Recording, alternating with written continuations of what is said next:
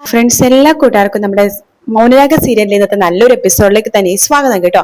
Channel ആദ്യമായിട്ട് കാണുന്നുണ്ടെങ്കിൽ ഒന്ന് സബ്സ്ക്രൈബ് ചെയ്ത് ലൈക്ക് ചെയ്ത് സപ്പോർട്ട് ചെയ്യണേ. അങ്ങനെ കിരണും അതുപോലെ തന്നെ രതീഷും കൂടി തിരിച്ച് കാർത്തിക ഫുഡ്സിലേക്ക് വന്നിരിക്കുകയാണ്. അവിടെ സെക്യൂരിറ്റി കിരണിനോട് രതീഷിനോട് പറയണ്ടേ, കാർത്തിക മേഡം അമ്മയും ഇതുവരെ പോയിട്ടില്ല, ഞങ്ങൾക്ക് നന്നായിട്ട് അറിയാം, താനൊക്കെ എന്തിനാണോ ഇവിടെ ഇരിക്കുന്നത് എന്ന് രതീഷ് ചോദിക്കാണ്. സാറേ, അത് പിന്നെ ഞങ്ങൾ രണ്ട് സെക്യൂരിറ്റി ഉണ്ടായിരുന്നു സാറേ. അതെന്തിനാ രണ്ടുപേരെ വെച്ചത്? ഒരാൾ ഉറങ്ങുമ്പോ മറ്റേ ആള് കാര്യങ്ങളൊക്കെ നോക്കി കൈകാര്യം ചെയ്യാൻ വേണ്ടി എന്ന് കിരൺ പറയുമ്പോ, സാറേ ഞങ്ങൾ നന്നായിട്ട് തന്നെയാണ് സാർ നോക്കിയതെന്ന് സെക്യൂരിറ്റി പറയുമ്പോ രതീഷ് പറയണ്ടേ, എന്നിട്ടാണോ ആ കൊടും ക്രിമിനൽ ഇതിന്റെ ഉള്ളിൽ കയറി പറ്റിയത്?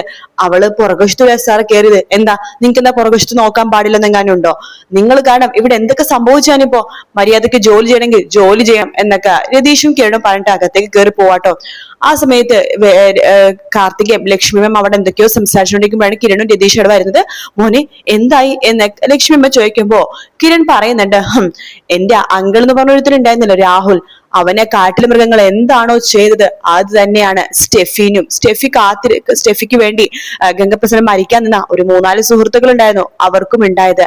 എന്തൊക്കെയാ മോനെ പറയണത്? അതേ ലക്ഷ്മിയെ, ഞാൻ പറഞ്ഞത് സത്യം തന്നെയാണ്. ഇവിടുന്ന് കൊണ്ടുപോയ സ്റ്റെഫി ഉണ്ടല്ലോ, അവളെ കാട്ടിൽ കൊണ്ടുപോയി, അതായത് മൃഗങ്ങൾ വരുന്ന ആ ഒരു സ്ഥലത്തേക്ക് തന്നെ, രാഹുൽ മരിച്ച അതേ സ്ഥലത്തേക്ക് തന്നെ കൊണ്ടുപോയി. അതിനുശേഷം അവളുടെ ഫോൺ എടുത്തിട്ട് ഗംഗപ്രസാദിന്റെ കൂട്ടുകാരി, ഇവിടെ തമ്പടിച്ചൊരു കൂട്ടുകാരില്ലേ, അവര് 3 പേർക്ക് മെസ്സേജ് അയച്ചു ആ സ്ഥലത്തേക്ക് വരാൻ പറഞ്ഞിട്ട്. എന്നിട്ട് അവരെയും അവിടെ കൊണ്ടുവന്നു. എന്നിട്ട് 3 പേരെയും ബന്ധിച്ച് സ്റ്റെഫി കിടക്കിനടുത്തേക്ക് കൊണ്ടുപോയി. 4 പേരെ ഇപ്പൊ മൃഗങ്ങൾ ഷാപ്പാടാക്കിയിട്ടുണ്ടാകും എന്ന് പറയാണ്. അത് കേൾക്കുമ്പോഴേക്കും ലക്ഷ്മിയമ്മ കിരണിന്റെ കയ്യിൽ പിടിക്കാണ്. മോനെ, എത്ര നന്ദി പറഞ്ഞാലും മതിയാവില്ല മോനെ എന്ന് പറയുമ്പോഴേക്കും കിരൺ പറയുന്നുണ്ട്, ഞാനും കല്യാണിയൊക്കെ ഒരുപാട് പ്രാവശ്യം പറഞ്ഞതാണ് ലക്ഷ്മിയമ്മയെടുത്തും അതുപോലെ തന്നെ കാർത്തികയെടുത്തും, ആ സ്റ്റെഫി എന്ന് പറഞ്ഞവളെ കുറിച്ച് ഒരു വിവരവും കിട്ടാതെ പുറത്തേക്ക് ഇറങ്ങിയിരുന്നു. പക്ഷെ രണ്ടുപേരും ഞങ്ങൾക്ക് പോലും പറയാതെ പുറത്തേക്ക് ഇറങ്ങി എന്ന് പറയുമ്പോഴേക്കും കാർത്തിക പറയുന്നുണ്ട്, കിരണെ അത് വേറൊന്നുമല്ല, എത്ര നാളെ ഓരോരുത്തരെ പേടിച്ച് നിങ്ങളും ഇങ്ങനെയൊക്കെ ജീവിക്കുന്നത്, അവർക്ക് വേണ്ടത് ഞങ്ങളെയല്ലേ, ഞങ്ങളെ കൊന്നു തിന്നണമെങ്കിൽ അവരങ്ങ് തിന്നട്ടെ എന്ന് വിചാരിച്ചു. കിരൺ പറയണ്ട്, നിങ്ങൾ മരിച്ചത് കൊണ്ട് മാത്രം കാര്യം കഴിയുമെന്ന് തോന്നുന്നുണ്ടോ കാർത്തികേച്ചി? നിങ്ങൾ മരിച്ചു കഴിഞ്ഞാൽ അവസാനം രണ്ടാമത് അവരുടെ ഗംഗയുടെ ശത്രുക്കളും അതുപോലെ തന്നെ സ്റ്റെഫിയൊക്കെ തേടി അല്ലണത് എന്നെയും കല്യാണിനെയായിരിക്കും. നിങ്ങൾ മരിച്ചതിനെ പിന്നാലെ ഞങ്ങളും മരിക്കുമായിരുന്നു. അത് ആലോചിച്ചിട്ടുണ്ടോ? അതുകൊണ്ട് തന്നെയാണ് അവരെല്ലാരും കൂട്ടത്തോടെ ഇല്ലാതാക്കിയത്. എന്റെ മാമൻ എന്ന് പറഞ്ഞ ആ ബഗാസുരനുണ്ടല്ലോ, അയാൾക്ക് നല്ല പൊക്കവും വണ്ണവും ഒക്കെ ഉണ്ട്. അയാളെ പോലും കെട്ടിയിട്ട് കാട്ടിൽ കൊണ്ടിട്ടപ്പോഴേക്കും അയാളുടെ മുഖത്ത് വല്ലാത്തൊരു മരണഭയമായിരുന്നു. അയാളെ കൊല്ലലേ എന്ന് പറഞ്ഞിട്ട് അയാളെ കരഞ്ഞോണ്ടിരിക്കുകയായിരുന്നു. പക്ഷെ സ്റ്റെഫിയുടെ കാര്യം അങ്ങനെയല്ലായിരുന്നു. അവളെ കാട്ടിക്കൊണ്ടിട്ടപ്പോഴും അവളുടെ കണ്ണിൽ ഒരു തുള്ളി ഭയം പോലും ഞാൻ കണ്ടില്ല. അവള് മരിക്കാൻ സമയമായപ്പോഴേക്കും എന്റെ മനസ്സ് പറയായിരുന്നു, ലക്ഷ്മിയമ്മേ, അവള് നല്ലൊരു പെൺകുട്ടിയാണെന്ന്. അയ്യേ, മോനെന്താ അങ്ങനെയൊക്കെ പറയണത്? അവളോ നല്ല പെൺകുട്ടിയോ? അതെ ലക്ഷ്മിയമ്മേ, ശരിക്കും പറഞ്ഞാൽ അവളൊരു നല്ല പെൺകുട്ടി തന്നെയായിരുന്നു. ഒരു പുരുഷനെ ഇതുപോലെ ഒരു സ്ത്രീയും സ്നേഹിച്ച് കാണില്ല. അവന് വേണ്ടി മരിക്കാൻ ഒരു സ്ത്രീയും നിൽക്കില്ല. അവൻ മരണത്തിന് കാരണക്കാരവരെ കൊല്ലാൻ വേണ്ടി ഇത്ര റിസ്ക് എടുത്ത് ഏത് പെണ്ണാ ലക്ഷ്മിയമ്മേ ഇതുപോലെ പോക? അവനെ ആത്മാർത്ഥമായിട്ട് സ്നേഹിച്ചു. മറ്റൊരു പെണ്ണുങ്ങളും അവരുടെ കാമുകന്മാരെ സ്നേഹിക്കണേക്കാളും അധികം ആത്മാർത്ഥമായിട്ട് ഇതുപോലൊരാളെ സ്നേഹിക്കുന്ന പെണ്ണിനെ ഞാൻ കണ്ടിട്ടില്ല. അതുകൊണ്ടാ അവളൊരു നല്ല പെണ്ണാണെന്ന് ഞാൻ പറഞ്ഞത്. പക്ഷെ അവൾക്ക് ഒരു കാര്യത്തിൽ തെറ്റുപറ്റി. തെരഞ്ഞെടുത്ത ആളുടെ കാര്യത്തിൽ അവള് നല്ലൊരാളെ തെരഞ്ഞെടുക്കണമെങ്കിൽ അയാളുടെ ഭാഗ്യമായിരുന്നു അവളെ പോലത്തെ ഒരു പെണ്ണ്. പക്ഷെ അവൾ തെരഞ്ഞെടുത്തത് ഒരുമാതിരി, ചില പെണ്ണുങ്ങളുണ്ടല്ലോ, എത്ര പഠിപ്പും വിവരവും പണവും സ്വത്തുക്കളും ഒക്കെ ഉണ്ടെന്ന് പറഞ്ഞാലോ ചില സമയത്ത് ബുദ്ധി തിരിഞ്ഞു പോകും. കഞ്ചാവടിയന്മാരെയും മയക്കുമരുന്ന് അടിമക്കാരെയും പുകവലിക്കുന്നവരെയും കള്ളു കുടിക്കുന്നവരെയും പെണ്ണ് പിടിക്കുന്നവരെയൊക്കെയാണല്ലോ അവർക്ക് താല്പര്യം. അതുപോലെയാണ് സ്റ്റെഫിയും പോയി വീണത്. അതുകൊണ്ട് അവളുടെ ഭാവി അവിടെ തൊലഞ്ഞു. എന്തായാലും അവളെ മാത്രമല്ല, ബാക്കി 3 പേരും കൂടി ഒതുങ്ങിയിട്ടുണ്ട്. അതുകൊണ്ട് തന്നെ ഇനി എന്തായാലും ഗംഗപ്രസാദ് സുഹൃത്തുക്കൾ എന്ന് പറയുന്നത് എനിക്ക് തോന്നുന്നില്ല. അല്ല, ഇനി ഗംഗയുടെ സുഹൃത്ത് ചെന്നൈയിലുണ്ടോ എന്ന് കിരൺ ചോദിക്കുമ്പോ കാർത്തിക പറയേണ്ട, ചെന്നൈയിൽ അവന്റെ സുഹൃത്തുക്കളൊക്കെ ഉണ്ടെങ്കിലും ഇതുപോലെ സുഹൃത്തുക്കളൊന്നുമില്ല. ഇനി ആരും ആരെ അന്വേഷിച്ചു വരില്ലെന്നാണ് എന്റെ വിശ്വാസം. ഇനി മനസ്സമാധാനത്തോടെ എല്ലാവർക്കും ജീവിക്കാം എന്ന് പറയാണ്. എന്നിട്ട് കിരണും രതീഷും കൂടി അവിടെ നിന്ന് പോകുന്നുണ്ട് കേട്ടോ. കിരണും രതീഷും പോയി കഴിയുമ്പോഴേക്കും കാർത്തിക പറയണ്ട, അമ്മേ നമ്മുടെ ഭാഗ്യമാണമ്മേ കിരണും കല്യാണിയൊക്കെ എന്ന് പറഞ്ഞത്, അവരില്ലെങ്കിൽ നമ്മളില്ല എന്ന് പറയാണ്. അത് മോള് പറഞ്ഞത് ശരിയാണ് അമ്മേ, എനിക്കൊരു ആങ്ങളുണ്ട്, അതുകൊണ്ട് ഒരു കാര്യമില്ല. അതിന് പകരമായിട്ട് ദൈവം തന്ന ഒരു ആങ്ങളെ എനിക്ക് കിരൺ എന്ന് പറയുമ്പോ ലക്ഷ്മൺ പറയുന്നുണ്ട്, അതേ മോളെ, കിരണും കല്യാണം ഇല്ലായിരുന്നെങ്കിൽ നമ്മൾ ഒരിക്കലും ഇപ്പോ ഈ ഭൂമി ജീവനോടെ ഉണ്ടാവില്ലായിരുന്നു എന്ന് പറഞ്ഞിട്ട് അമ്മയും മോളും കൂടി ഭയങ്കര സമാധാനത്തിൽ അങ്ങനെ ഇരിക്കാട്ടോ. അതിനുശേഷം പിന്നീട് കാണിക്കുന്നത് അതിനുശേഷം കാണിക്കുന്നത് കല്യാണിനെയും കാദംബരിനെയാണ്. അവർ രാവിലെ തന്നെ പുറത്തിങ്ങനെ ഇരിക്കാട്ടോ. കാദംബരി അടുത്ത് കല്യാണി പറയണ്ട്, ചേച്ചി ഇതുവരെ അവരെ കണ്ടില്ലല്ലോ ചേച്ചി, ഇന്നലെ വൈകിട്ട് ഇവിടുന്ന് പോയതാണ്, ഇതുവരെ അവരെ കണ്ടില്ലല്ലോ. കല്യാണി, ഞാൻ രതീഷേട്ടനെ വിളിച്ചിരുന്നു, വന്നോണ്ടിരിക്കാന്ന് പറഞ്ഞു. നീ എന്തെങ്കിലും കഴിക്ക് കല്യാണി, മരുന്ന് കഴിക്കണ്ടേ? എന്നാലും അവരെ കാണുന്നില്ലല്ലോ ചേച്ചി, അവരിപ്പോ വരും കല്യാണി എന്ന് കാദംബരി പറഞ്ഞുകൊണ്ടിരിക്കെ തന്നെയാണ് രതീഷും കിരണും കൂടി അവിടേക്ക് വരുന്നത് കേട്ടോ. അവരെ കാണുമ്പോ തന്നെ കല്യാണി ചോദിക്കണ്ടേ, നിങ്ങൾ ഇത് എവിടെയായിരുന്നു ഇത്ര നേരം? തീർക്കേണ്ടവരൊക്കെ തീർത്തു കല്യാണി. കിരണിട്ടൻ എന്തേ പറയണത്? സ്റ്റെഫിയും അവളുടെ കൂട്ടകക്ഷികളായ 3 പേരും ഇന്ന് തീർന്നു. രാഹുൽ അങ്കിളിനുണ്ടായ അതേ വിധി തന്നെയാ അവർക്കും ഉണ്ടായത്.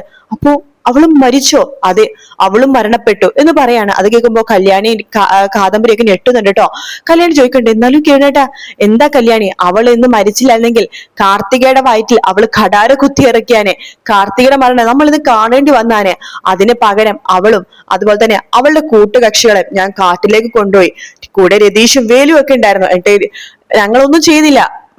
രാഹുലിനെ കെട്ടിട്ട പോലെ തന്നെ മൃഗങ്ങൾ വരുന്ന സ്ഥലത്തേക്ക് ഞങ്ങൾ കെട്ടിയിട്ടു. ഇപ്പോ വേനലായോണ്ട് വെള്ളവും കാര്യങ്ങളൊക്കെ കാട്ടിലും കുറവായിരിക്കുമല്ലോ. കാട്ടുമൃഗങ്ങൾക്ക് മനുഷ്യരുടെ ചോര ഭയങ്കര ഇഷ്ടമായിരിക്കും. അവരുടെ ചോരമണ കടന്നിട്ട് അവർ 4 പേരെയും കാട്ടുമൃഗങ്ങൾ ഭക്ഷിച്ചിട്ടുണ്ടായിരിക്കും. ഏതാനും നിമിഷങ്ങൾക്കുള്ളിൽ ടിവിയിലൊക്കെ വാർത്തയായിട്ട് വരും എന്ന് പറയാണ്. ആ സമയത്ത് രതീഷ് പറയണ്ടേ, ഇനിയിപ്പോ അപ്പൊ എന്താണ് കാദംബരി ചോദിക്കണ്ട, അല്ലെ ഇത് കേസ് എങ്ങാനും ആകോ? ഇവിടത്തെ SI ഒരു മോരടനാണ് എന്ന് പറയുമ്പോഴേക്കും കിരൺ പറയണ്ട, അയാളുടെ മുരടത്തരൊക്കെ മാറി കാദംബരി, അയാൾക്ക് കാര്യങ്ങളൊക്കെ ഇപ്പൊ മനസ്സിലായി എന്ന് പറയുമ്പോഴേക്കും രതീഷ് പറയണ്ട, അഥവാ കേസായാലും സാർ ഇവിടെ പുറത്തു വേണം, ഞാനും വേലും എല്ലാം ഏറ്റെടുത്ത് അകത്ത് കിടന്നാളെന്ന് ഞങ്ങൾ ഉറപ്പ് പറഞ്ഞിട്ടുണ്ട് എന്ന് പറയുമ്പോ കല്യാണി പറയണ്ടേ, കാദംബരി ഇന്നലെ ഞങ്ങൾ വേലൂർ ഊരിലായിരുന്നു രാത്രി ഫുള്ളും. അവൻ ഭക്ഷണം കഴിക്കാന്നൊക്കെ നിർബന്ധിച്ചതാണ്, പക്ഷെ ഞങ്ങളൊന്നും കഴിച്ചില്ല. ഇപ്പോഴേ ഭയങ്കര വിശപ്പ്, കനത്തിൽ തന്നെ എന്തെങ്കിലും എടുത്തു വെക്കേ, ഞങ്ങളൊന്ന് കുളിച്ചിട്ട് വരാം എന്ന് പറഞ്ഞിട്ട് രതീഷും കിരണും കൂടി അകത്തേക്ക് കയറി പോവാണ്. കാദംബരി കല്യാണിത്ത് പറയണ്ട്, കല്യാണി വാ നമുക്ക് എന്തെങ്കിലും ഉണ്ടാക്കാം, അവര് ഭക്ഷണം കഴിച്ചിട്ടില്ലെന്നല്ലേ പറഞ്ഞത്, വാ എന്ന് പറഞ്ഞിട്ട് കല്യാണിനെയും കൂട്ടിക്കൊണ്ട് അകത്തേക്ക് പോവാട്ടോ. അതിനുശേഷം പിന്നീട് കാണിക്കുന്നത് നമ്മുടെ രൂപേനെയും ചന്ദ്രസേനയും അതുപോലെ തന്നെ ഷാരീനെയാണ്. 3 പേരും TV കണ്ടോണ്ടിരിക്കുന്ന സമയത്ത് ന്യൂസിൽ പറയുന്നുണ്ട് കേട്ടോ, കാട്ടില് ടൂറിസ്റ്റുകള് പിന്നെ വീണ്ടും 4 പേര് മരണപ്പെട്ടു എന്ന് പറഞ്ഞിട്ടാണ് ന്യൂസ് വന്നിരിക്കുന്നത്. ഇന്ന സ്ഥലത്താണ് എന്നൊക്കെ പറഞ്ഞു വരുമ്പോഴേക്കും അത് കണ്ടിട്ട് ഷാരി പറഞ്ഞിട്ട്, രാഹുലേട്ട മരിച്ച അതേ സ്ഥലത്ത് തന്നെയാണല്ലോ 4 പേര് മരിച്ചിരിക്കുന്നത്. ഇനി ആ കൂട്ടത്തിൽ അവള് കാണുമായിരിക്കോ? ആര് എന്ന് രൂപ ചോദിക്കുമ്പോ അവള് ആ സ്റ്റെഫി, അല്ല അവളും ചിലപ്പോ അവിടെ എങ്ങാനപ്പെട്ട് മരണപ്പെട്ടതായിരിക്കോ എന്നൊക്കെ പറയുമ്പോ രാഹുലേട്ടന്റെ വിധിയായിരിക്കോ സ്റ്റെഫിക്കും കിട്ടിയത്? അല്ല സ്റ്റെഫിയാ മരിച്ചത് നിനക്ക് ഇങ്ങനെ മനസ്സിലായി? അല്ല അവിടെ മരണപ്പെട്ടു എന്നൊക്കെ പറഞ്ഞതേ ഉള്ളൂ, നീ ഒരുപാട് അങ്ങോട്ട് ഊഹിക്കണ്ട കേട്ടല്ലോ എന്ന് പറയാണ്. നീ ഞാൻ കണ്ടു ചായ എടുത്തിട്ട് വാ എന്ന് രൂപ പറയണ്ട്. അത് കേട്ട് ഷാരി ചായ എടുക്കാൻ വേണ്ടി അടുക്കളയിലേക്ക് പോകുമ്പോഴേക്കും രൂപ ചന്ദ്രസേനോട് ചോദിക്കുന്നുണ്ട്, ഒന്നും മനസ്സിലാവണില്ലല്ലോ ചന്ദ്രേട്ടാ, എന്തായിരിക്കും സംഭവിച്ചിട്ടുണ്ടാവുക? ഒന്നും അറിയില്ലടോ, എന്തായാലും കിരണോട് ഇപ്പൊ വിളിച്ചൊന്നും ചോദിക്കണ്ട, അവൻ ഇങ്ങോട്ട് വരുമ്പോ പറയുമല്ലോ, അത് മതി എന്ന് പറയണം. അതിനുശേഷം പിന്നീട് കാണിക്കുന്നത് നമ്മുടെ CA നെയാണ് കേട്ടോ. CA ആണെങ്കിൽ കിരണെ കാണാൻ വേണ്ടി വന്നിരിക്കുകയാണ്. കിരണോട് പറയുന്നുണ്ട്, സ്റ്റെഫി അതിന്റെ കൂടെ 3 ഗുണ്ടകളുമാണ് മരണപ്പെട്ടത്. ഇതിന്റെ പേരിൽ ആരാണെന്നൊക്കെ എനിക്ക് അറിയാൻ കിരണേ, പക്ഷെ അതിന്റെ പേരിൽ കേസൊക്കെ ആയിട്ട് ഞാൻ പോവില്ല. ആദ്യം സ്റ്റെഫി ഒരു പരാതി തന്നു, ഗംഗപ്രസാദിനെ കൊന്നവരെ കണ്ടുപിടിക്കണമെന്ന് പറഞ്ഞിട്ട്. ആ സമയത്ത് എനിക്ക് തന്നോട് ഭയങ്കര ദേഷ്യമായിരുന്നു കിരണേ. പിന്നീട് എനിക്ക് മനസ്സിലായി താനാണ് ശരിയെന്ന്. പക്ഷെ ഒരു കേസ് തന്നു കഴിഞ്ഞാൽ എനിക്കത് മുഴുവനാക്കാതിരിക്കാൻ പറ്റില്ലല്ലോ. എന്തായാലും 4 ബോഡികളും പോസ്റ്റ്മോർട്ടത്തിന് കൊണ്ടുപോയിട്ടുണ്ട്. ഡോക്ടർമാരും സംശയമൊന്നും പറയില്ലെന്നാണ് എനിക്ക് തോന്നുന്നത് എന്ന് പറയണം. എന്നാലും സ്റ്റെഫിനെ സമ്മതിച്ചേ പറ്റൂ. എന്നാൽ ഇതുപോലത്തെ ഒരു നല്ലൊരു വീട്ടിൽ ജനിച്ചിട്ടും അവൾ ഇതുപോലത്തെ ഒരാളെ പുറകെ പോയിട്ട് ഈ ഒരു അവസ്ഥ അവൾക്ക് വന്നല്ലോ എന്ന് പറയുമ്പോഴേക്കും കിരൺ പറയുന്നുണ്ട്, അത് ചില പെൺകുട്ടികൾ അങ്ങനെയാണല്ലോ, വീട്ടുകാർ എത്രയൊക്കെ പറഞ്ഞാലും മനസ്സിലാവില്ലല്ലോ സാറേ. അവർക്ക് ഈ കഞ്ചാവ് അടിക്കുന്നവരെയും മയക്കുമരുന്ന് കുടിക്കുന്നവരെയും കള്ളടിക്കുന്നവരെയും മറ്റു പെണ്ണുങ്ങളെ കയറി പിടിക്കുന്നവരെ ഒക്കെയല്ലേ താല്പര്യം. അതുപോലെ ഒരു അബദ്ധത്തില ഈ സ്റ്റെഫി ചെന്ന് പെട്ടത്. ഇത് മിക്ക ആൾക്കാർക്ക് ഒരു പാഠമാവട്ടെ എന്നൊക്കെ CA പറയുന്നുണ്ട്. എന്നാ ശരി കിരണേ, കാണാമെന്ന. ഞാൻ എന്തായാലും ഈ കേസിന് പിന്നെ അതൊന്നും പോവില്ല കേട്ടോ. പിന്നെ എന്താ സംഭവിച്ചതും എനിക്ക് അതേക്കുറെ മനസ്സിലായി, എന്നാൽ നമുക്ക് കാണാം കേട്ടോ എന്നൊക്കെ പറഞ്ഞിട്ട് CA അവിടുന്ന് ചിരിച്ചുകൊണ്ട് കിരണോട് ഷെയ്ക്കാനൊക്കെ കൊടുത്തിട്ട് അവിടെ നിന്ന് അങ്ങ് പോവാട്ടോ. കിരൺ അതിനുശേഷം നേരെ പോണത് ചന്ദ്രസേനെ കാണാൻ വേണ്ടിയിട്ടാണ്. ആ സമയത്ത് നേരെ അവിടേക്ക് പോകുമ്പോഴേക്കും ഷാരി TV കണ്ടോണ്ടിരിക്കുകയായിരിക്കും. ബാക്കി ചന്ദ്രസേന്റെ രൂപ അവിടെ ഇല്ല കേട്ടോ. ഷാരി കിരണിനെ കാണുമ്പോഴേക്കും ഓടി വന്നിട്ട് കിരണോട് പറയുന്നുണ്ട്, കിരൺ മോനെ അറിഞ്ഞ സംഭവം, കാട്ടില് വീണ്ടും 4 പേര് മരിച്ചു. അതിൽ അവളുണ്ടാവോ കിരണേ, ആ സ്റ്റെഫി എന്നൊക്കെ ചോദിക്കുമ്പോ എനിക്കറിയില്ല എന്ന് കിരൺ പറയാണ്. അത് കേട്ടുകൊണ്ട് രൂപയും ചന്ദ്രസേനയും അവിടേക്ക് വരുന്നുണ്ട്. രൂപയെടുത്തും ചന്ദ്രസേനയോടും കിരൺ പറയണ്ട്, 2 പേരും കൂട്ടി വന്നേ പറഞ്ഞിട്ട് 2 പേരെയും കൂട്ടിക്കൊണ്ട് റൂമിലേക്ക് പോവാട്ടോ.